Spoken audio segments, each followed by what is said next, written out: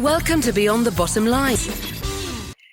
Good evening and welcome to Beyond the Bottom Line. This evening we're talking to Linda Ledwidge. She's a holistic wellness expert, and I particularly wanted to invite her because so many people are suffering from stress at the moment, and everybody thinks of it as really negative and they don't really know how to improve their life. And Linda is the expert to help us get out of this. So welcome to the show, Linda. Thank you very much for coming. Thank you for asking me, Anna. It's lovely to be here. So can we start stress? Okay. Most of my clients are stressed. I frequently have periods of stress, and it's a topic that seems to be everywhere now, and it's getting more and more prominence, but really as being totally negative in our environment. But I know it doesn't have to always be like that. And because you're from a medical background, you know the science of it much more than most people, as well as the practical way of viewing it. So can you explain what stress is really and scientifically, how it affects us? And then we can go on to, what we can do, but just to get the science of it. Okay, well, hopefully, yes, I can. My mantra is KISS, keep it super simple. Yep. Because we tend to complicate everything. And nature is actually very, very simple and only becomes complex when we get in the way of it. Yeah. And stress is one of those things that we can so clearly see how we complicate it. Because stress is actually an innate response that we are born with, and it's a blessing. It keeps us safe, it helps us to focus and pay attention, and it's the original meaning that was given to stress, to the word stress, was that it was a non-specific response of the body to any demand for change. I think that's sort of more or less the meaning, the definition. Yeah. And when you think about that, if you were to actually take that meaning, that definition of stress, we would be constantly stressed because change is something that is continuously happening. There's only one constant in the world, and that is change. Yes. So our body is always responding. Yep. And that's the amazing thing. And stress becomes a problem because of the way we perceive it. Yeah. The actual stress response, you said about scientifically. Yes. Scientifically, stress is not bad. Yeah. Our stress response is a good thing. It's a blessing. We're blessed with stress.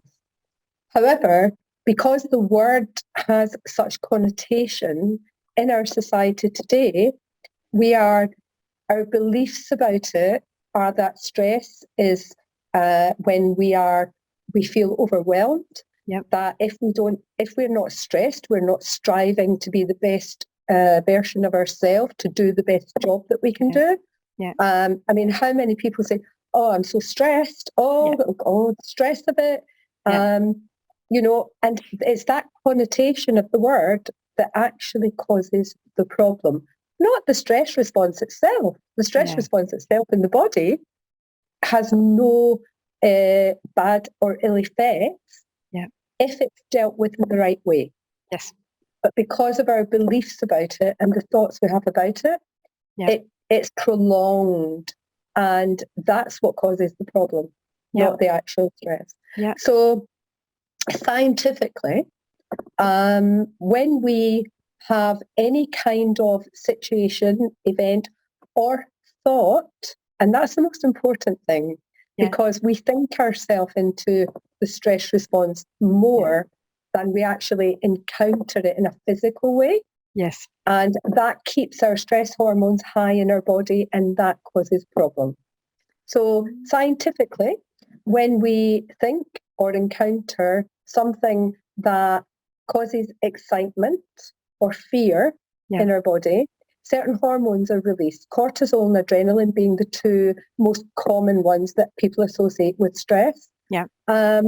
However, these hormones are bad hormones. They help us to focus. And that's the whole thing about the stress responses. It's our survival instinct to keep us safe.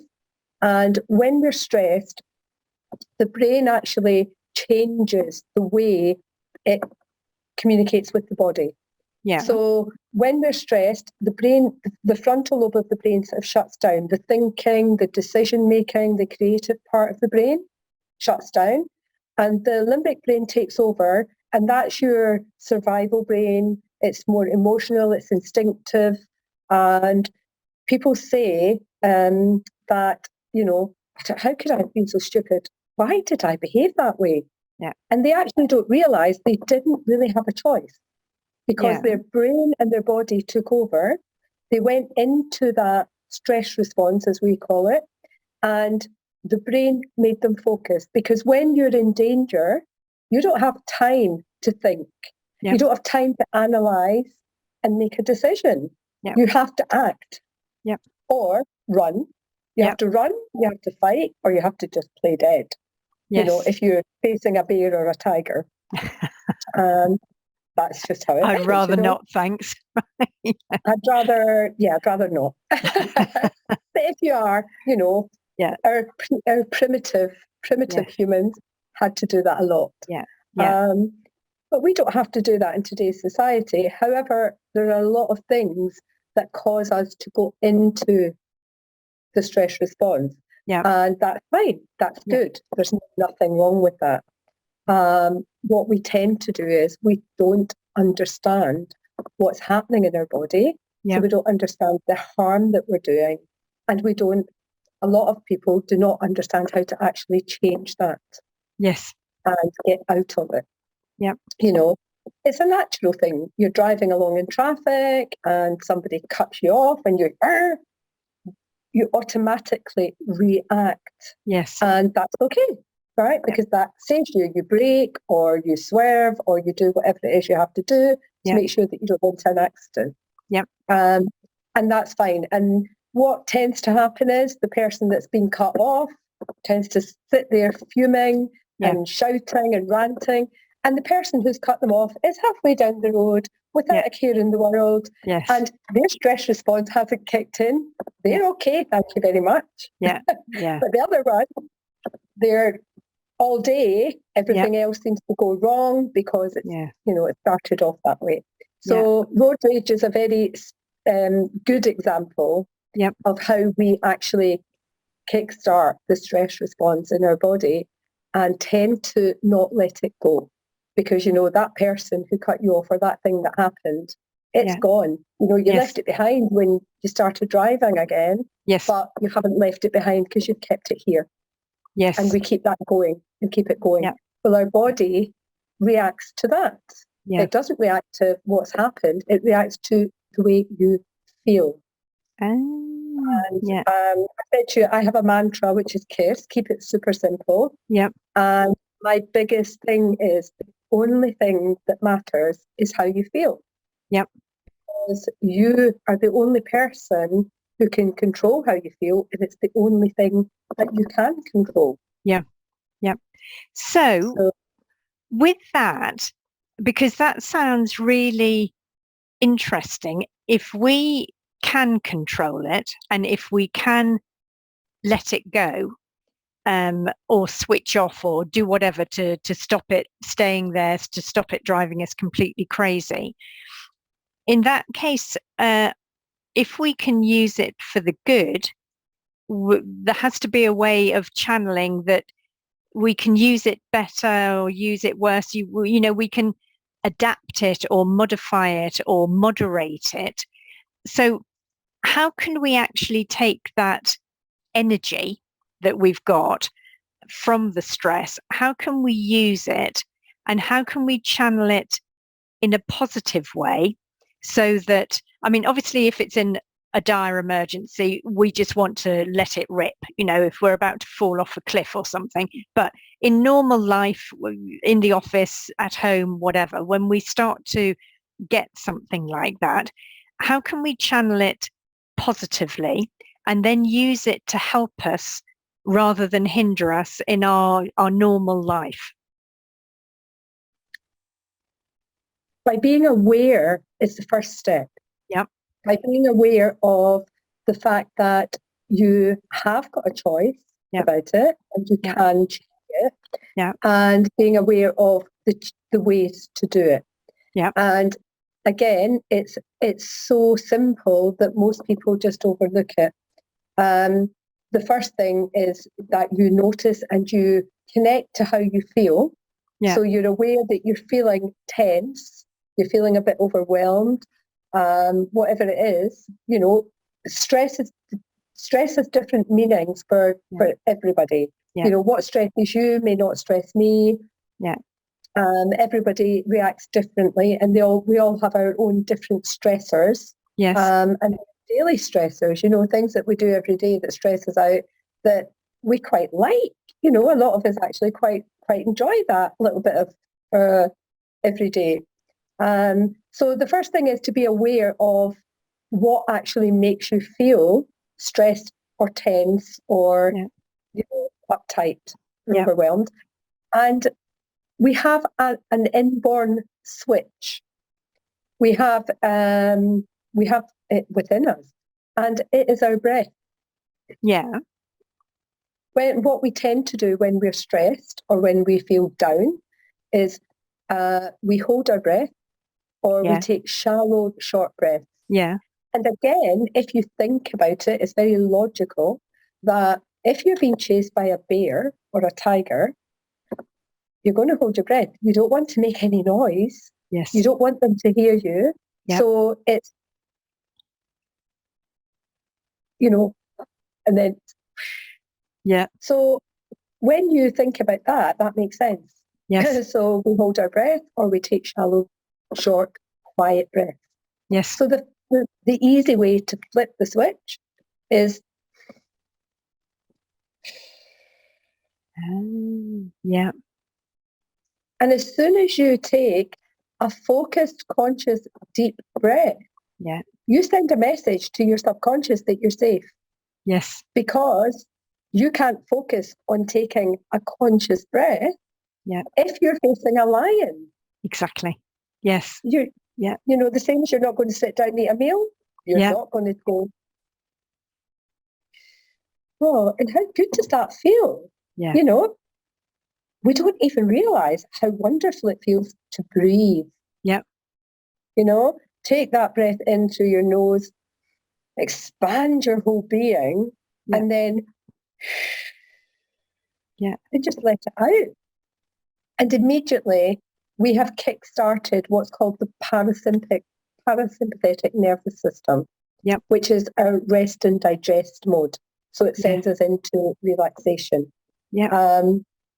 And again, very simple, you know, you're not going to sit down and eat a meal when you are facing a lion.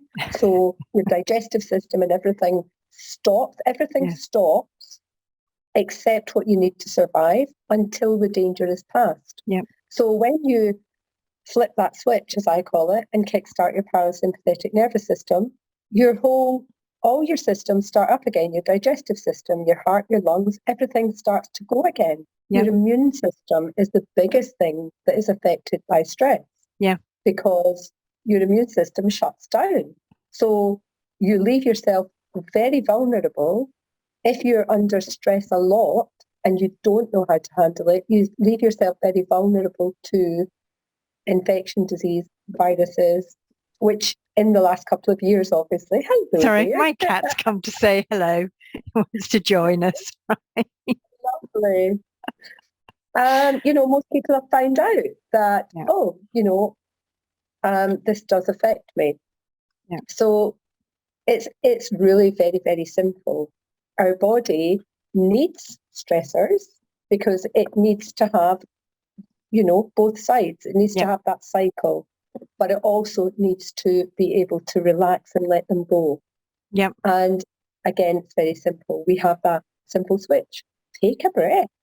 So can we use something like that? I mean, for example, at work, if we've got a really difficult meeting or if we've got a shitty boss who's having a bad day, can we use that literally just, I don't know, disappear into the toilet or something for a couple of minutes and just sit and breathe deeply and slowly to calm us down, to almost put a bit of distance between whatever the issue is at the time and our reaction, so that we stop some of the panic that otherwise we might bring up. Do you know what I mean? Yeah. I know exactly what you mean. But, Oh, yeah. Or the way I was before I came on here. Yeah. Oh. Or also to stop us screeching if someone's being really difficult and we can feel our temper begin to go.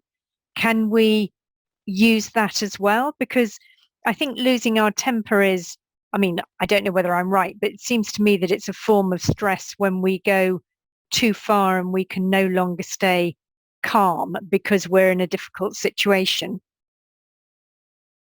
Absolutely. Absolutely. And again, you have to excuse me. I just need to take a drink. Yeah. I was just thinking, I have the most awful temper when I let go, so I must have really bad stress control. Funnily enough, no. Oh, really? Because that's a good way of releasing. People try to control the way they feel and the way they react. Yeah. And instead of actually letting rip and letting it go, they hold it in, and that causes more stress in the body. Yeah, obviously, yeah. You know, it's tears, crying, laughing, ranting. Yeah. These things are all forms of release. Yes. So it again, it's about connecting to how you feel. Yeah. And for me, that's fundamentally important for a healthy body, because in our society, and especially men, it is changing, but it's still very much, you know, you're not supposed to get angry. You're not supposed to show your emotion. And, you know, a lot of people, when they first encounter my work, think, oh, yeah, we're supposed to feel happy all the time. Positive vibes, positive affirmations. No, absolutely not. Yeah. Because if you live like that, that's not how you are. Yes. Nobody's positive and happy all the time. Yeah. It's a balance. It's always about balance. Yeah. And it's about everything in moderation. Yep. You know, and good God, we have to let rip sometimes. We get excited and we get emotional. That's the way our body communicates with us. It's the way our brain communicates with our body. It's all of that. We have to allow it and we have to let it out. Yes. So if you're like get quite angry a lot of the time, that's your form of release. Yeah. The biggest thing about it is how you perceive it. Like you just said to me, oh, I must be under a lot of stress because I get really angry. I lose my temper. So it's about how you feel about you losing your temper that then dictates what happens in your body. Yes. Yep. If you now look at that as, it's okay when I lose my temper because that's me releasing it. And as long as I'm not angry and losing my temper every minute of every day, that's okay. Yeah. You're going to have a very different reaction internally to a situation where you lose your temper now, if you look at it in that way, than you did before. Yes. Yeah. And that's the key. Yeah. That is the key. That's it's interesting. all about perception. Yeah. Let me just move my cat. Hold on. Come on, you. Oh. I'm just worried because he's playing on the radiator to chase his tail and he's going to get caught and then he's going to screech. Go on. Then cat. he might get stressed. Yeah. And then you might get stressed. And then everyone will get stressed.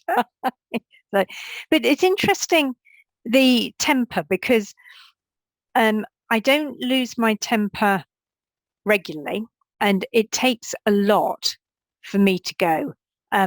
I stay calm. The cat is definitely like, I am going to be in this film. Yes. He's doing his thing. Leave him alone. But yes, it takes a lot to make me really go. And it's really right at the end that people have to push me, push me, push me, push me. And then when I do go, I go, if you know what I mean. I really do explode. And I can be very direct in my response, in what I say.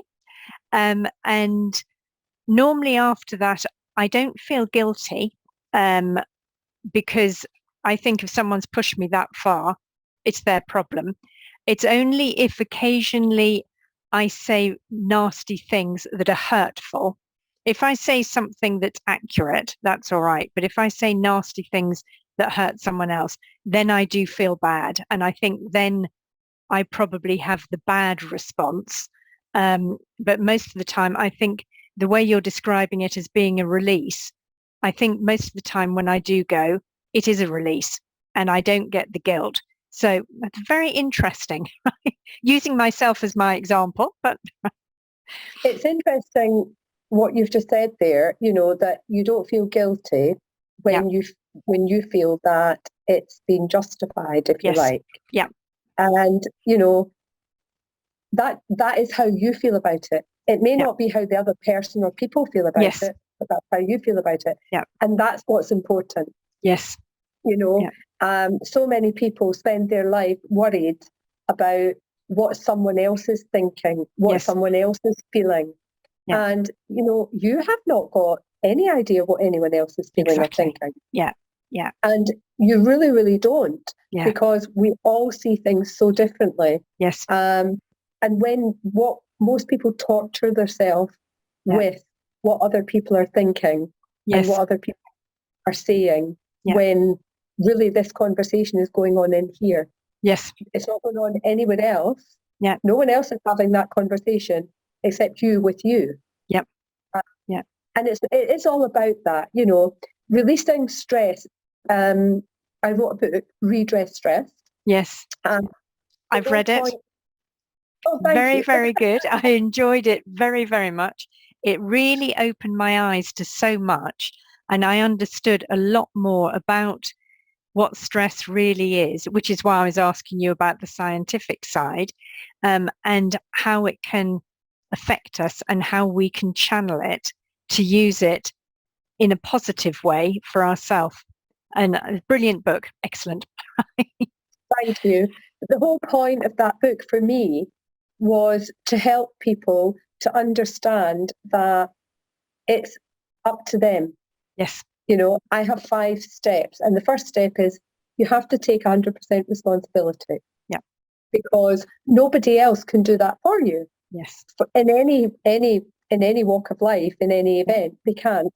However, when it comes to actually what goes on inside your body and your mind, there's nobody else can do that for you except you. Yeah. And so many illnesses, especially chronic illnesses, are caused by our own thoughts, our own mind. Yeah. Because that causes the reaction in our body. And when your body is under constant pressure and that constant attack from the mind, not allowing it to just do its thing, eventually something is going to break down. Yes. When you're younger people cope with it better because they tend to have so many other things going on that they enjoy. Young people want to have fun. Yeah. It seems that when you get to a certain age, you're not supposed to do that. But not sure why, but yeah. It's like, it's okay to have fun. It's okay to go out in nightclub and dance on the tables and things like that. When you get to a certain age, it's frowned upon. And that actually, is a big thing. Yes. Young people cope with it better because they get distracted. Yep. And they change what they're focused on. Yes. So, you take that responsibility for yourself and you change, you shift it. Yep. And again, it is very simple because we tend to, especially as we get older, we tend to focus on the past and we tend to focus on the things that people have said and the things that people do to us. And that's what causes an awful lot of our chronic illnesses as we get older. So it's, it is about taking that responsibility and deciding that you can and are going to change the way you look at things, the way you perceive things, and the way you deal with your stressors. Right, that's great. So in a very sort of brief list before we finish, you would say breathing. So the list of the steps we should take to try and reduce our stress and to manage it in a more positive way, starting by breathing, because that gives us like the distance. It tells our body we're not under pressure, so everything calms down. Then you're saying really think about it, how it affects us and not what other people are saying, and to be more accurate on the way that we're looking at it. Take responsibility for your point of view, for your perspective. Yeah. The thing about breathing is it is the key. Yes. It's the key to everything. Yeah. Because when you are in fear, you hold your breath. When you're anxious, you're worried, you're in fear, the first thing we do, if somebody tells you something that shocks you, it's the first thing we do. Yes. And that immediately kickstarts the stress response in your body. Yeah. So when you then tell your mind, yes, it's okay, I'm not in danger. Yeah. And you were saying about going into a meeting or whatever, you nip to the toilet and do a bit of breathing. That's a great idea. However, you don't have to do that. Yeah. All you have to do, if you're sitting in a meeting and you find yourself getting a bit tense, or you just hear, it's all what's going on in between here. Yeah. Take a breath. Take a breath. Yeah. Nobody has to know. Yes. Just do a quiet, slow breath. Yeah. You just take a conscious, focused breath. Yeah. And that immediately flips the switch. So you go from the stress response, sympathetic nervous system, to the parasympathetic nervous system. That's the switch. Excellent. So if you're stressed, if you feel stressed, the first thing is to be aware of it. Yeah. Identify the things that stress you. Yeah. And when you feel it starting, take a breath. Yeah. And the biggest thing you can do is change the way you look at it. Like we just done with you and your temper. Yeah. If you lose your temper, if you feel that it's not a good thing or you don't want to do it, look at it, it's a release. Yes. There's always a different way to look at something. Yes. Always.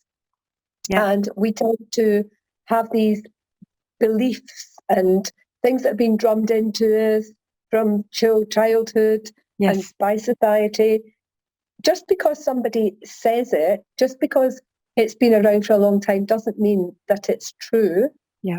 And especially, it doesn't mean that it's true for you. Yeah. And you're the only person who knows what is true for you. Yeah. And you're the only person who knows what works for you. Yeah. And just because it works for somebody else doesn't mean to say it has to work for you, and it doesn't make you wrong if it doesn't. Yep. Yeah. I think you're feeling your own stress, aren't you?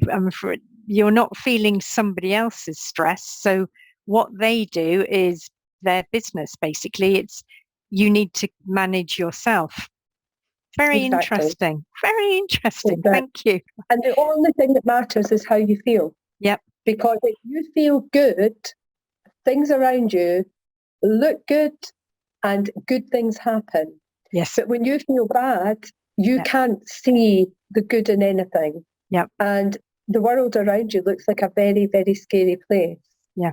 And so many people have this where they go into it and they find it so difficult to get out of. Yep. And most of the time it's in here. Yep.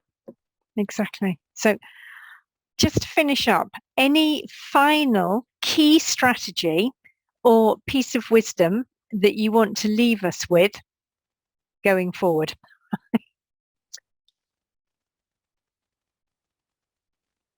The biggest thing is to always look at it in the simplest form. Yeah. Right. And as I say, people say to me, breathing. If somebody else tells me to breathe, I'm sorry, but it is. It is the biggest thing. We come into this world, we take our first breath, and it gives us life. Yes. When we leave this world, we breathe our last breath, and we gain our angel wings and we go. And in between, what we do between that first breath and that last breath, a lot of people spend that time in anxiety and worry and pain. Yeah. And most of it comes from their own imagination. Yes. So true. So it's up to you to decide what you do between that first and that last breath. And for me, just take lots of breaths in between. Good idea. Thank you very much. Yes. So, Linda, I'm sure a lot of people are going to be interested in finding out more. So where can they get in touch with you? They can get in touch with me through my website, which is, I say it's very simple because it's my name. However, my name isn't necessarily the easiest name to remember or to spell properly, but it's lindaledwidge.com. Okay. And they can get in touch with me through the website. They can email me. I'm also on Facebook and social media. Perfect. I think I'm quite easy to find. Lovely. I'll put all of the links on the bottom of this on the page. But just in case anyone happens to be listening, running earphones, things like that, it's always good that they can hear where they can get in touch with you in case they can't actually get to read it. So Linda Ledwidge, LEDWIGE.com. LEDWIDGE.com. So it's Linda with an I, LINDA. Yeah. LEDWIDGE.com. I'm so glad that you corrected me there. I'm useless. Right? So, Linda, thank you very much. I really appreciate you coming on the show. It's been so interesting to learn more about stress and how we can manage it and turn it into positive vision rather than always being a negative drama and panic, because channeling it to the positive can give us so many more opportunities. So thank you for all your advice and for all your information. Thank you, Anna. Really, really nice to be here. Everybody, you've been listening to Linda Ledwidge. You can find all her links on the bottom of the page. I hope you've enjoyed that. Do check out her website and also read her book. I read it last weekend and it's brilliant. I really enjoyed it. And we will speak to you or see you all next week. Take care, everybody.